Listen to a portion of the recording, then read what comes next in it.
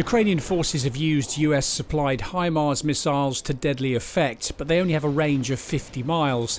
The Russians have learned to pull back their command and logistics hubs out of range.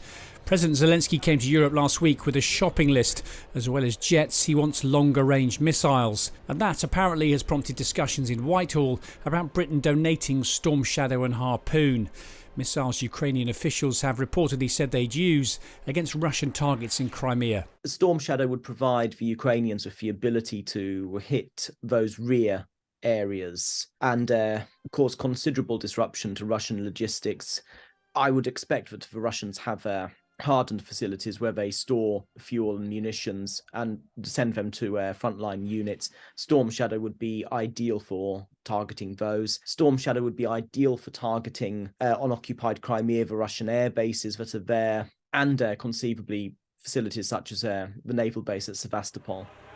Storm Shadow is the RAF's long-range cruise missile. It's a fire-and-forget weapon that's programmed before the mission and can fly at more than 600 miles per hour. It has a range of 350 miles and each one costs over £2 million.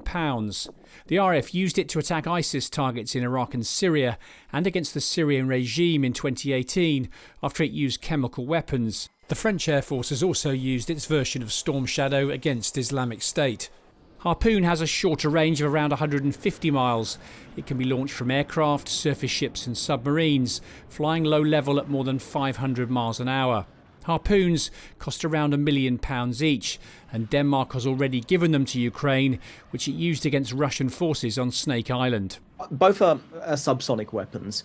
Harpoon is principally an anti-ship missile, sea skimming, although it will engage in a terminal pop-up manoeuvre to dive onto its target. The Block 2 variant that the Danes have, and which presumably they have supplied to Ukraine, that can also be used against land targets. Storm Shadow is designed as a precision deep strike weapon. It's stealthy, it has significantly greater range than Harpoon, and is designed to hit high-value, hardened targets, bunkers, hardened aircraft shelters, similar high-value, hardened targets that the adversary does not want to have attacked. Up to now, the West has refused to send Ukraine longer-range weapons like the US ATACMS system, fearing they'd be used to strike targets inside Russia itself, escalating the conflict.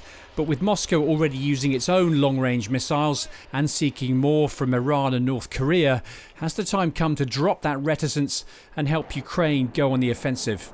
The Russians have already employed on a large scale the Iskander-M tactical ballistic missile. So in that sense, you could argue that it is actually just maintaining that balance, that we would be providing Ukraine with capabilities that Russia is employing and which Ukraine doesn't have access to.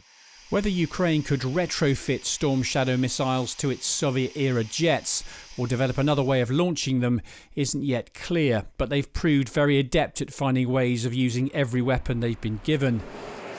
And with Russia changing tactics, Kyiv is looking to strike deeper into Russian-held territory.